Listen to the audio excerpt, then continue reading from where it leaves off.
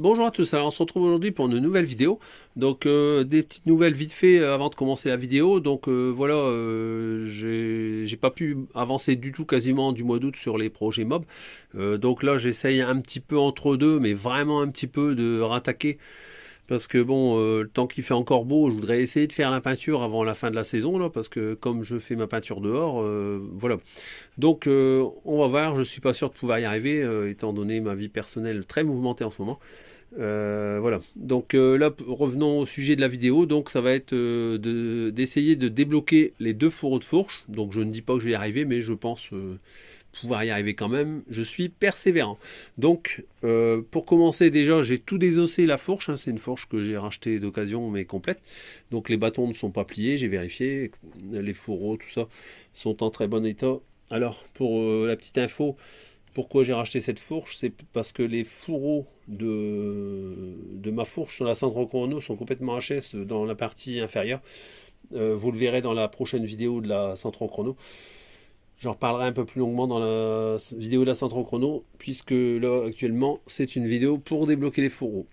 Donc ça s'applique également alors au centre MVL, au centre Vogue, hein, c'est le même principe, les fourches sont quasiment identiques, hein. Alors de mémoire, de ce que j'ai pu voir, je ne savais même pas ça, c'est qu'il y a deux types de diamètre de fourches au niveau des 103, donc faites attention à ça.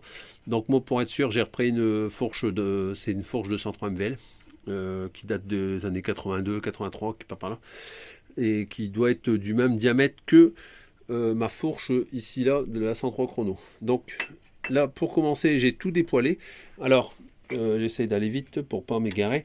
Donc là, ici, pour retirer ça, c'est très simple. Je vous donne ma petite astuce. En fait, quand elle est encore sur le fourreau, et ben en fait, vous venez faire levier comme ça d'un côté. Vous mettez bien dans le fond et vous faites levier, vous maintenez la bague et en même temps vous faites levier comme ça. Vous faites attention à vos mains surtout. Et après, vous venez faire levier une autre fois comme ça, ce qui va permettre de libérer. Alors, vous voyez, là, c'est tel que je l'ai extirpé de la fourche, hein. Donc, vous voyez qu'il faut vraiment pas grand-chose pour l'écarter et ça passe tout seul, hein, comme dans Maman. Lol. Et du coup, vous voyez que ça gardait bien sa forme initiale. C'est juste légèrement écarté pour pouvoir le sortir du fourreau. Donc voilà pour cette petite parenthèse. Ensuite, bah, la partie ici là, en plastique, bah, elle s'en va tout seul. Il faut retirer les deux vis. Il y a deux vis ici. Bon, je vous explique pas le démontage complet de la fourche, c'est pas le sujet de la vidéo. Donc là maintenant, on arrive à la partie qui nous intéresse. Donc c'est-à-dire au niveau de l'emmanchement des fourreaux de fourche. Donc comme vous pouvez le voir dans la vidéo, j'essaie d'approcher, il y a un mélange de graisse, de saleté, de rouille, etc. sur les deux emmanchements. Donc dans un premier temps, je vais essayer de décrasser un maximum avec de la white spirit ou du nettoyant frein. Je vais prendre, je vais voir, soit du nettoyant frein ou de la white spirit pour dire on va dire de regarder un petit peu ce qu'il y a entre les deux et de pouvoir après ensuite pouvoir y mettre du dégrippant. Alors, donc là, je viens de nettoyer. Donc, comme on peut voir d'un côté, il n'y a pas tellement de rouille sur le fourreau, enfin, on va dire dans le bâton de fourche côté droit, vu que là, j'ai la fourche face à moi. Et par contre, le côté gauche, lui, est bien incrusté de rouille, hein. Donc, déjà, ça aide pas au coulissement, on va dire, forcément, bien évidemment. Donc, avant de faire toute autre opération, maintenant que j'ai bien dégraissé la zone en question, hein, je l'ai fait au nettoyant frein, hein, merci Nico. Et donc en fait, là ici, je vais passer un coup de brosse métallique sur tout le pourtour de la fourche, quoi, pour vraiment bien remettre au propre la, enfin, le tube de fourche ici dans la partie supérieure de la fourche. Voilà. Donc je fais ça et après on regarde l'état général. Bon voilà, donc là j'ai même pas fait avec la brosse métallique, hein. J'ai mis la brosse sur perceuse, là ça va deux fois plus vite, j'ai pas trop le temps. Donc comme je fais ça entre deux, parce que là je range mon garage aujourd'hui, c'est le boxon. Du coup, voilà un petit peu. Donc on voit que il y a quand même du piquetage sur le bâton de fourche. Donc en espérant que dedans ce soit pas trop moché sur cette partie-là, sur le fourreau de fourche. Donc là maintenant l'opération, je vais remettre la fourche droite et je vais mettre du dégrippant dans la jonction entre les deux pour le laisser agir. Donc voilà, donc là c'est la deuxième fois que je viens mettre du dégrippant. Donc j'en ai mis également dans les orifices ici au niveau des guidons. Parce qu'il y a des écrous qui sont dans le fond et vu comment c'est rouillé, je l'ai déjà mis à dégripper. Aussi, également, c'est un truc que vous pouvez faire le temps que ça pose. De toute façon, après, il faut le laisser un bon moment. Là, moi, personnellement, il est 9 h. Je crois que je vais revenir dans 1 heure. Le temps que ça agit bien. Euh, j'ai j'ai profité de cela pour ranger mon garage, hein, parce que c'est l'opération du jour. Je range mon garage. Et de ce fait-là, j'ai dit, bah, entre deux, je vais mettre à dégripper la fourche. Et comme ça, je ne perds pas mon temps. Voilà, donc là, moi, pour l'instant, je laisse poser. Je vérifie entre deux qu'il y ait toujours bien du dégrippant entre les deux. Et si je vois qu'il n'y en a plus, je viendrai en remettre. Donc pas hésiter à en mettre sur la totalité du tour de chaque bâton. Donc voilà, donc là moi je laisse agir et après je reviendrai voir pour voir s'il n'y a pas un déblocage possible. J'y crois pas trop mais on verra bien après. Bon voilà, donc j'ai essayé encore une fois de le faire tourner, de l'enfoncer, tout ça, etc. Donc là ils sont vraiment bien bloqués. Donc là, dernier espoir, je vais tenter avec la petite lampe à souder. Donc je vais bien chauffer et je vais essayer de le pivoter un petit peu pour qu'il se dégage et dès l'instant où il aura bougé un peu, bah, je vais laisser refroidir et je remettrai du dégrippant pour que le fourreau se retire de la fourche. Donc la partie à chauffer, c'est bien sûr le fourreau, hein, pas cette partie-là. Donc c'est la partie extérieure qui est bien chauffée sur le pourtour. On chauffe bien tout autour. Donc sur la partie ici, là, toute cette partie-là. Donc étonnez-vous pas si ça commence à fumer un peu. Là, c'est normal. Il y a encore toute la graisse qui est dedans. Ça va ressortir par le tube. Hein. Ça va faire comme une cheminée, on va dire. Ce qui est normal. Et du coup, bah là, je m'en vais faire cette partie-là. Alors, je vais essayer de vous faire voir en super macro. Donc là, j'ai ma... Voilà, c'est le dégrippant qui vole un petit peu, comme quoi c'est volatile. Donc là, vous allez voir, là, mon bâton de fourche est encore chaud. Donc on le voit en fait pénétrer tout doucement. Là, vous voyez le dégrippant. Il va pénétrer tout doucement et il y a des tout petites bulles qui indiquent comme quoi il y a la pénétration lente mais sûre du dégrippant. Donc là, comme elle est encore chaude, j'ai profité de remettre du dégrippant parce que là, elle n'est toujours pas venue. Et en fait, là, je fais que ça de réinjecter du dégrippant au fil de l'eau. C'est embêtant de faire le focus là. Et en fait, vous allez voir, au bout d'un moment, tout va disparaître. Et ça veut dire qu'il y a bonne pénétration du dégrippant entre les deux. Donc ça met un petit moment. Hein. C'est vraiment, il y a des petites infiltrations qui se font. Donc là, on voit que ça réduit. Vous voyez, là, il n'y a presque plus rien. On le voit passer tout doucement. Donc là, vous voyez, on voit qu'il n'y a quasiment plus rien. Voilà. Donc là, ça met à peu près une petite minute, on va dire, le temps de s'infiltrer. Mais vraiment, c'est très dur à passer. Mais ça passe. Contrairement à l'autre bâton que je n'ai pas encore commencé, où lui, on voit que le dégrippant, il passe pas du tout. Donc lui, bah, il va avoir le droit à une chauffe aussi. Donc là, celui-là, je mets encore bien du dégrippant, je le bourre de dégrippant. Je vais encore en remettre, là on voit il a tout bu, hein. Donc ça a passé entre deux. Donc là je remets une giclée entre deux, là je vais encore faire ça 4-5 fois pour dire de vraiment bien l'imbiber de dégrippant, comme ça je vais le laisser agir le temps que je vais aller manger. Et puis après, à manger, on réessayera ça. Bon alors, donc là j'ai essayé de chauffer, j'ai mis du dégrippant, tout ça, le fourreau côté gauche n'a pas bougé, c'était celui le plus attaqué. Donc là ce que je vais faire, je vais pas m'embêter, je vais essayer de retirer celui-là. Là je ne l'ai pas fait sur celui-là parce qu'il est encore chaud, enfin il est pas, je peux le toucher, hein, mais je veux dire il est encore trop chaud. Et ce que j'ai fait en fait, c'est que j'ai coupé un mappa, un grand mappa, hein, voilà. Ça c'est les modèles qui résistent aux produits chimiques. Donc là c'était un vieux qui était déjà percé en fait, vous voyez il y a un trou ici, donc je m'en sers plus. Enfin je m'en sers plus mais je l'ai gardé. La preuve en est, ça peut être utile. J'ai coupé un bout de doigt, pas le mien bien sûr, et je suis venu l'insérer dedans et je l'ai gavé de dégrippant dans le fourreau de fourche, et en dessous ça fuit pas, comme vous pouvez voir, ça ne fuit pas et c'est bien étanche à ce niveau là. Il faut prendre un des doigts qui sert assez fort pour dire qu'il y a une bonne étanchéité. Et en fait, comme ça, le fait d'avoir... alors, vous mettez le côté le plus serrant en bas et le plus large en haut. Comme ça fait un peu un effet entonnoir comme ça. Et ça vous permet de gorger de dégrippant. Donc là, moi, il est 16h30. Je vais laisser ça tranquille toute la soirée et toute la nuit. Et puis, demain matin, bah, si le dégrippant n'est plus là, ça veut dire qu'il aura réussi à pénétrer dans le bâton de fourche. Normalement, ça devrait aller. J'ai déjà fait plusieurs systèmes comme ça avait fonctionné. Mais bon, là, elle est quand même bien agrippée, on verra bien. Bon, alors aujourd'hui, on est le samedi 19 août, donc au matin, 6h40. Donc là, ça a trempé plus d'une nuit avec le dégrippant dedans. Donc on voit que ça s'est infiltré un petit peu, mais c'est vraiment difficile à passer, quoi. Mais en tout cas, il y a quand même une partie qui est passée. Donc là, le principe de faire avec le bout de gant en caoutchouc, ça marche nickel. Donc en dessous, mon bâton n'est presque pas mouillé. Alors comme il était, j'en ai mis plein à ras-bord, ça a dégouliné un tout petit peu là. Mais on voit que ça a quand même infiltré à travers le bâton. Tout n'est pas passé, mais c'est quand même passé un petit peu. Comme quoi, c'est vraiment un espace très restreint entre le bâton et le fourreau de fourche. Donc j'essaie de vous faire voir. Vous voyez, il y a encore du dégrippant, mais tout n'est pas passé. Donc là, je vais retirer le manchon, on va dire, en caoutchouc pour voir, pour essayer de la rechauffer de nouveau avec le petit chalumeau là. Et on va voir si le bâton il vient à ce côté-là. Alors, donc, je viens de retenter à nouveau de dégripper le bâton ici, côté droit, le fourreau de fourche côté droit.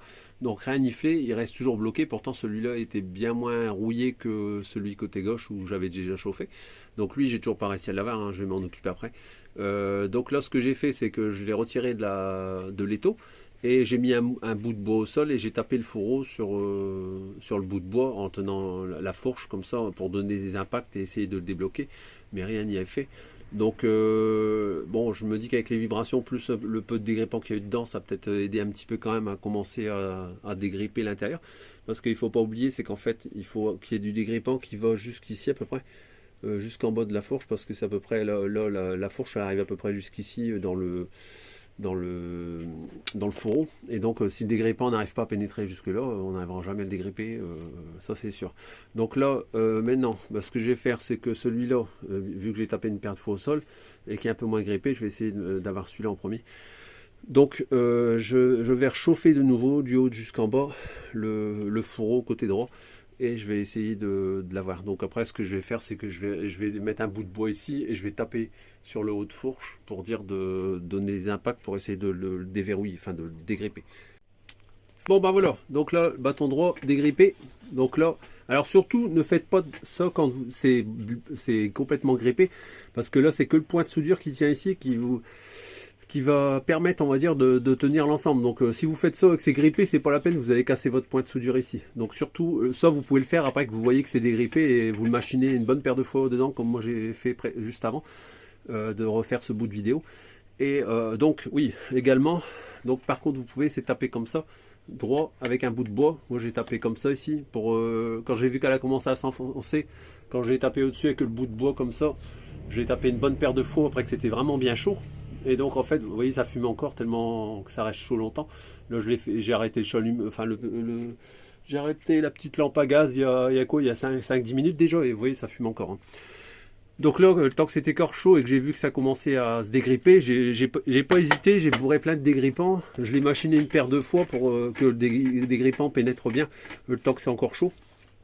Donc j'ai pas encore récupéré la suspension, faut pas rêver. Ça, je l'ai récupéré, on va dire, lorsque j'aurai démonté la vis dans le ressort qu'il y a ici là avec les deux petits tétons qui dépassent là, et puis l'écrou qui est dedans et la vis, parce qu'en fait dedans, je vous fais voir comment c'est. De toute façon, je vous le ferai voir après. Donc ça, c'est celle de ma 103 chrono. Donc vous voyez, c'est une tête comme ça qu'il y a dedans.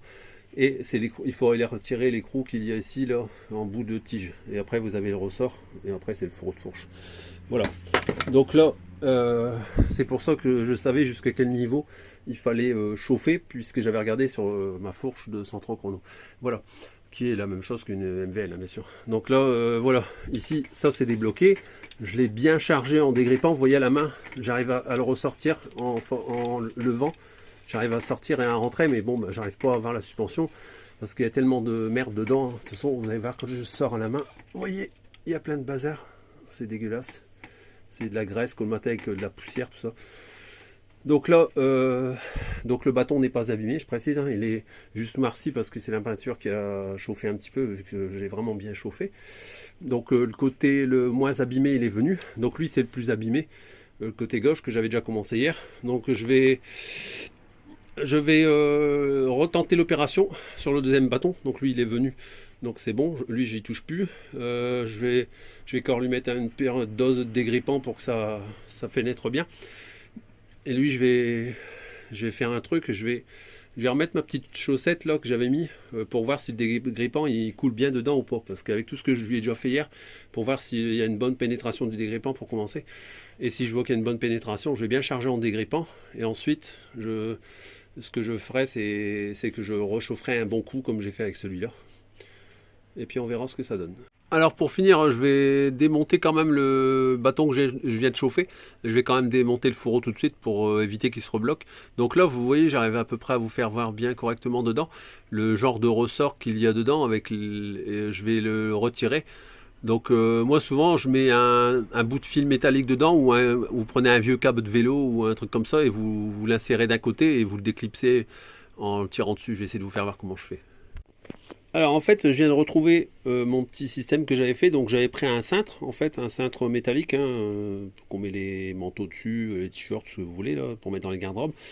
Donc j'avais coupé un bout et d'un côté je suis venu faire un petit crochet comme ça. En fait avec le crochet j'arrive à passer dedans et je viens, on va dire, prendre d'un côté du ressort et je l'engage dedans et après je tire un coup sec comme ça et le ressort se retire. Je vais vous faire voir, je vais l'engager dedans avec mes deux mains, ce sera plus pratique et je vous fais voir après comment je le retire. Donc là je vais essayer de vous faire voir comment je procède. Donc là j'ai mis le crochet on va dire dans la tête du ressort d'un côté et après j'ai intercalé un tournevis, comme ça en fait j'ai juste qu'à faire levier avec le tournevis et comme ça va retirer un côté du ressort. Donc là je vais pas réussir à vous faire voir, à moins que je mette comme ça. Je suis pas sûr que ça va aller cette affaire. Voici, je peux réussir à vous faire voir. Donc là comme ça et après hop, là il est retiré normalement. Ah, il était presque retiré, c'est parce que je ne vois pas. Voilà. Donc là, il est retiré. Hop, vous le dégagez. Donc je vais faire voir. Il est retiré du trou. Voilà. Là, il est désengagé du trou. On le voit qui est embuté sur le fourreau. Et donc maintenant, je vais retirer mon crochet et aller le mettre de l'autre côté. C'est pas évident à faire voir. Alors, voilà, on voit que l'autre côté est encore engagé. Donc voilà, après que vous avez retiré le deuxième, vous remettez de nouveau le crochet dans l'une des deux anses et vous avez plus qu'à le retirer tout tranquillement. Donc là je vais le faire hors vidéo parce que sinon il va sauter au plafond. Donc voilà. Alors maintenant dans cette bouillabaisse il y a un écrou, ça ne paraît pas mais il y a un écrou. Donc là je vais essayer de mettre du sopalin dedans pour éponger le maximum d'huile, de graisse, tout ça qui s'est colmaté à cet endroit là. Bon bah c'est le fait aussi que j'ai chauffé énormément. Donc la graisse qui était entre le fourreau et le bâton est venue jusqu'à remonter, on va dire, dans l'orifice. Donc là, il n'y a pas le choix, on nettoie pour faire apparaître l'écrou. Bon voilà, après nettoyage partiel, on va dire, je ferai mieux plus tard. On voit apparaître l'écrou, donc c'est un écrou de 11, vous mettez la clé à pipe, donc la clé à pipe de 11, et ça passe nickel dedans. Alors moi ce que je fais, comme c'est des vieilles têtes, vous machinez un peu la clé comme ça, quand elle est engagée dedans, pour que l'empreinte elle va bien dans le fond de l'écrou. Cela évite au moins de ripper et de foutre en l'air l'écrou, parce que peut-être que c'est grippé, on va voir, je pense pas mais bon, on sait jamais. Donc là vous voyez j'ai réussi à bien le rentrer dedans. Donc pas hésiter à le machiner un peu comme ça quand vous êtes engagé dedans bien sûr, et au moins ça va reformer l'empreinte on va dire de l'écrou. Donc là je le sens avec mes doigts qu'il est bien accroché l'écrou. Donc là maintenant je vais mettre un tournevis et le dévisser tout simplement. Donc après qu'on a retiré l'écrou, il y a la rondelle éventail à retirer, donc vous retournez la fourche et vous récupérez la rondelle éventail pour ne pas la perdre surtout. Et ensuite, moi j'ai bloqué le fourreau dans l'étau et je suis venu tourner la fourche comme si qu'on dévisse normalement quoi. Et vous le faites, vous tirez un petit peu en même temps et ça va se dévisser en fait et ça va s'extraire après que vous l'aurez bien maintenu. Voilà. Donc là, on voit que le fourreau était complètement dégueulasse quoi, avec plein de graisse colmatée. Plus la saleté qui font que comme l'espace est très restreint entre le fourreau et le tube, et c'est ça qui fait qu'à force ça grippe quoi. Et vous voyez il y a toute la surface du fourreau qui est dégueulasse, donc ça peut gripper à n'importe quel endroit du fourreau, donc c'est pour ça qu'il faut bien chauffer. Si jamais vous n'arrivez pas à l'avoir que avec du dégrippant, il faut vraiment bien chauffer toute la longueur du tube quasiment en entier pour pouvoir réussir à le retirer en entier. Donc voilà un petit peu qu'est-ce que ça donne un fourreau de fourche de 103 ml. Donc là il est dégueulasse, hein. Par la suite je vais tout nettoyer. Et là maintenant je vais attaquer le côté plus grippé. Donc je vais remettre un petit coup mon petit bout de caoutchouc là comme je l'avais fait sur l'autre. Et je vais mettre du dégrippant pour voir si là le dégrippant il passe dans le fourreau de fourche ou pas, parce que comme lui j'avais déjà tapé pas mal de fois pour essayer de le débloquer, je vais voir déjà si le dégrippant il passe bien à travers. Voilà. Ouais, petit détail, quand vous chauffez les fourreaux de fourche, il ne faut pas oublier qu'il y a plein de vapeurs d'huile, de graisse, etc. qui vont remonter et qui vont aller dans le garage. Donc moi j'ai ouvert en grand ma porte de garage, hein, je le précise, parce qu'il y a beaucoup de vapeurs qui émanent de la fourche au moment où vous faites chauffer fort le fourreau de fourche. Voilà. Alors, donc là on est le 1er septembre, hein, j'ai laissé à tremper bientôt 10 jours parce que j'avais pas le temps de m'en occuper. Donc j'ai retenté de taper tout ça, ça n'a pas marché. Donc j'ai fait une dernière tentative hein, parce que, encore une fois, hein, je le précise, je n'ai qu'une petite lampe à souder. Je n'ai pas malheureusement de chalumeau avec l'oxygène et le gaz qui va bien là, qui chauffe vraiment fort. Parce que je pense qu'avec ça j'aurais réussi à le dégripper. Mais bon, j'ai fait avec ce que j'ai comme moyen forcément. Donc moi j'ai qu'une petite lampe à gaz et ça chauffe pas assez. Pour moi ça chauffe pas assez pour que ça puisse débloquer le fourreau de la fourche. Donc moi j'ai encore tenté avec une sangle. En mettant un embout ici emboîté dedans pour dire que ça vienne pas trop en pointe on va dire avec la fin du fourreau de fourche, puis pour pas abîmer le fourreau de fourche. Et également de l'autre côté j'ai mis un caoutchouc, donc à chaque extrémité j'ai mis un caoutchouc et j'ai encore tenté on va dire en serrant avec la sangle. Alors j'ai une sangle de camion mais malheureusement je m'en sers pour autre chose, elle est déjà en tension sur quelque chose d'autre. Donc j'aurais bien aimé parce que c'était une 5 tonnes, donc là j'aurais un peu plus de force et ça aurait serré un petit peu plus. Mais bon, encore une fois, j'ai fait que ce que j'avais sous la main disponible. Donc là je reprends. Alors c'est encore une fois un échec pour ce fourreau de fourche là, il est impossible à retirer. Donc à savoir que j'avais mis la sangle en tension, donc avec un morceau de tube carré on va dire, pour dire de ne pas abîmer le fourreau de fourche, et encore avec un morceau de caoutchouc assez épais. Et pareil de l'autre côté. Donc je l'avais mis, bon ça s'est un peu écrasé mais ça c'est rien, ça se redresse tout tranquillement et ça se remet bien droit, c'est pas un problème. Donc j'avais également encore aussi mis du dégrippant dans l'intérieur du bâton de fourche, hein, à tremper tout ça, rien n'y a fait, hein. Je peux vous dire que le dégrippant, elle en a mangé la fourche. Et donc là j'ai tenté une dernière fois aujourd'hui en mettant la sangle hyper tendue, donc je pouvais plus la tendre, j'ai encore mis des gants pour avoir plus de force et je l'ai tendue au maximum quoi. Je pense que bon je veux dire j'ai quand même de la force, je vais pas dire que j'étais pas loin de la rupture, mais quand même la sangle a été hyper tendue. Et donc après j'ai mis la fourche à la verticale et je suis venu taper j'ai calé la fourche avec un support. Et je suis venu taper avec un merlin pour vous dire. Donc vous voyez un merlin ça fait quand même à peu près 1 mètre de longueur avec une bonne masse au bout. Pas le côté pointure, pas le côté tranchant bien entendu, mais le côté masse. Et j'ai tapé dessus, ça n'a pas bougé du tout. Donc là on va dire que pour le coup sur la fourche, on va dire que c'est un échec. Je la laisse de côté car je voudrais encore tenter le jour que je m'achèterai un chalumeau avec l'oxygène, avec les 2 bouteilles là.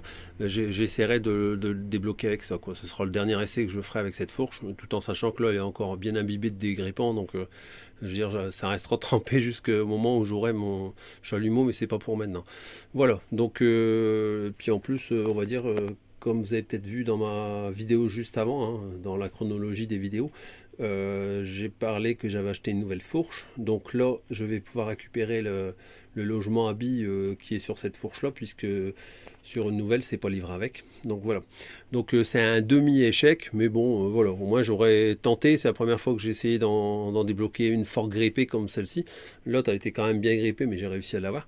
Donc voilà, j'ai envie de dire, c'est une chance sur deux, hein. Voilà. Donc après, voilà, moi j'ai pas de chalumeau, comme je dis, parce qu'à mon avis, avec le chalumeau, la dilatation, au bout d'un moment où il y a le blocage, c'est obligé que ça va se débloquer, quoi. Voilà. Donc ce sera tout pour cette vidéo. Et je vous souhaite à bientôt pour de nouvelles vidéos. Donc je reprends un petit peu les vidéos, vous verrez qu'il y en a d'autres qui vont suivre. À bientôt, salut!